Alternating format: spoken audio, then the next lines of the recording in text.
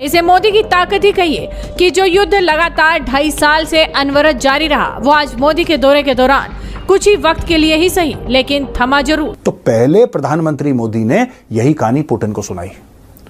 जब पुतिन ने हामी भर दी, फिर प्रधानमंत्री मोदी अब अगस्त में पहुंच गए यूक्रेन।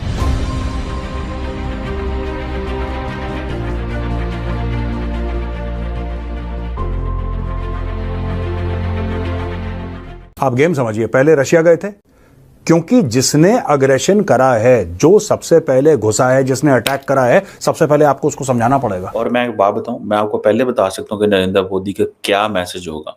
नरेंद्र मोदी ये बात करेगा कि देखो हम नॉन अलाइनमेंट के बिलीवर हैं, हम अमन जंग के खिलाफ हैं। आज एक जर्मन वजीर आई हुई हैं पाकिस्तान के दौरे पर, इक्तिसादी तरक्की की वजीर हैं, ये खातून वजीर हैं।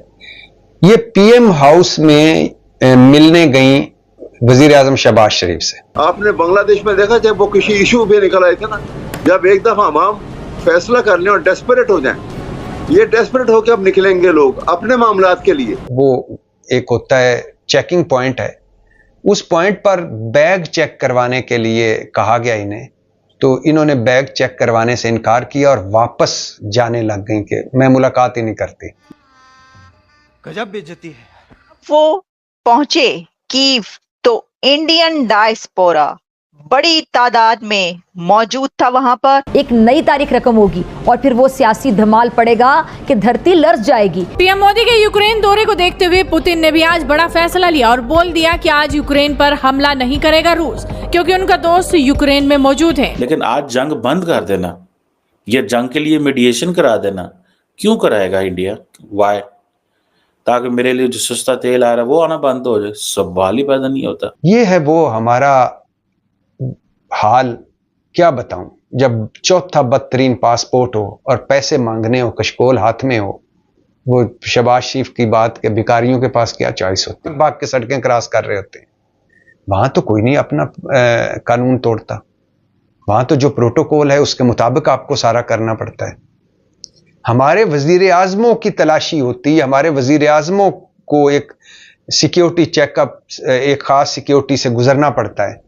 तो ये क्यों, ऐसा क्यों है कि अगर वजीर आजम ने के दफ्तर में जाने से पहले या उनसे मिलने से पहले एक सिक्योरिटी चेकअप है, तो वो क्यों नहीं कोई करवाता? ये है वो हमारा हाल, क्या बताऊं। जब चौथा बदतरीन पासपोर्ट हो और पैसे मांगने हो, कशकोल हाथ में हो, वो शहबाज शरीफ की बात के भिखारियों के पास क्या चॉइस होती है। तो बड़ी दुख की बात है कि पहली बात तो ये थी, आपको अपनी औकात पहचाननी चाहिए थी, कहना ही नहीं चाहिए था। और अगर कह दिया था तो जाने देते, फिर कहते कि ठीक है हमारा प्रोसीजर है, इसके बिना हम किसी को अंदर नहीं जाने देते। मर्जी है हजूर, जितना इस मुल्क का और मजाक उड़वाना है उड़वा ले। जय हिंद दोस्तों। तो इस वीडियो में बात हो रही है कि प्रधानमंत्री नरेंद्र मोदी यूक्रेन पहुंचे हुए हैं। हालांकि वो पहले पुतिन से मिलने भी गए थे, क्योंकि वो चाहते हैं कि शांति से हल निकले। क्योंकि देखिए युद्ध से 2 साल हो चुके हैं, अभी तक कोई समाधान नहीं निकला है। तो भारत शांति के पक्ष में है और उन्होंने स्पष्ट कहा कि हम न्यूट्रल नहीं है, कि हम दोनों के पक्ष में, न्यूट्रल नहीं है, हम पक्ष में हैं शांति के।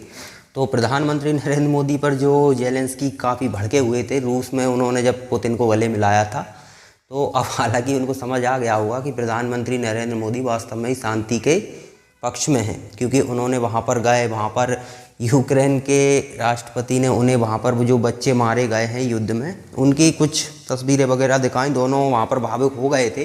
तो देखिए भारत का मेन मोटिव है कि शांति स्थापित हो दोनों देशों के बीच, और ये हो जाता है तो बहुत बड़ी बात है। क्योंकि प्रधानमंत्री ही ऐसे हैं जो रूस से भी बात कर सकते हैं और यूक्रेन से भी बात कर सकते हैं। बल्कि आप देखें तो दुनिया 2 हिस्सों में बटी हुई है, कुछ रूस के पक्ष में है तो कुछ पश्चिमी देशों के पक्ष में है। पूरा पश्चिमी देश मतलब यूक्रेन सब एक ही तरफ हैं, बाकी के कुछ जो भी पश्चिमी देशों के दुश्मन हैं वो सब एक तरफ हैं, वो भी रूस के साथ हैं। हालांकि रूस के साथ एक जमावड़ा देखें तो छोटा ही है, लेकिन अमेरिका के साथ बड़ा है। लेकिन यहाँ पर देखिए आपकी युद्ध बहुत तेज़ी से बढ़ता ही जा रहा है, कोई निराधार भी नहीं निकल रहा। तो नेगोशिएशन हो सके दोनों के बीच, तो इस तरह से बात करने के लिए प्रधानमंत्री नरेंद्र मोदी वहाँ पर पहुँचे हुए हैं। तो चलिए देखते हैं आगे और पाकिस्तानी मीडिया क्या कहता है। प्रधानमंत्री नरेंद्र मोदी के यूक्रेन दौरे को लेकर। अब आज अब से कुछ देर पहले इस ट्रेन पर पहुंचे हैं कीव, और ये एक बोल्ड स्टेप कहा जा रहा है कि इस सिचुएशन में भी उन्होंने ट्रेन में सफर किया, लेकिन जब वो पहुंचे कीव तो इंडियन डायस्पोरा बड़ी तादाद में मौजूद था वहां पर, और इंडियन डायस्पोरा ने बहुत ज्यादा जोश के साथ अपने प्राइम मिनिस्टर यानी इंडिया के प्राइम मिनिस्टर को वेलकम किया है वहां पर। और वहां पर इंडियन डायस्पोरा चांटिंग भारत माता की जय और मोदी मोदी मोदी। पाकिस्तानियों, ये क्या हो गया? आप क्या सोच रहे हैं इस बारे में कि ये क्या हो गया? तो देखिए, वो तो हर जगह पर यही करते हैं। मैं आपको बताती हूँ क्यों करते हैं। क्योंकि इंडियंस अपने कंट्री को, भारत को अपनी माँ समझते हैं। वो अपनी इस धरती को, इस प्लेनेट को भी माँ कहते हैं, माता।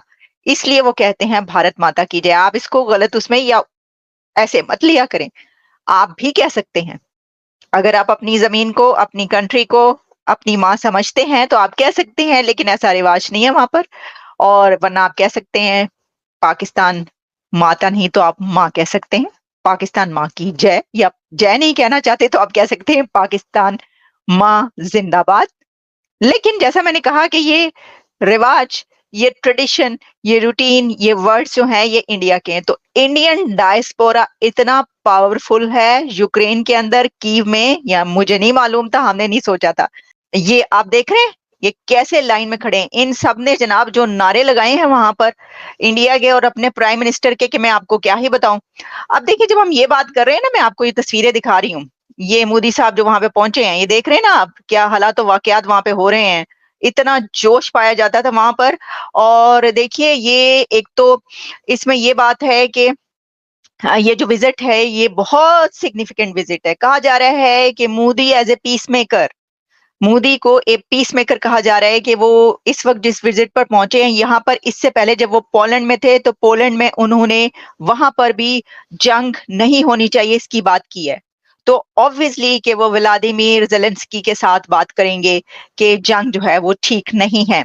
और इसके लिए पहले से ही कहा जा रहा है कि ऐसे डायलॉग होगा। बहुत कुछ आगे जो उनका विजिट है उसके अंदर तो बहुत कुछ है, लेकिन ये बात आप याद रखिए कि 30 इयर्स में ये यूक्रेन में कोई पहला प्राइम मिनिस्टर इंडिया का पहुंच रहा है।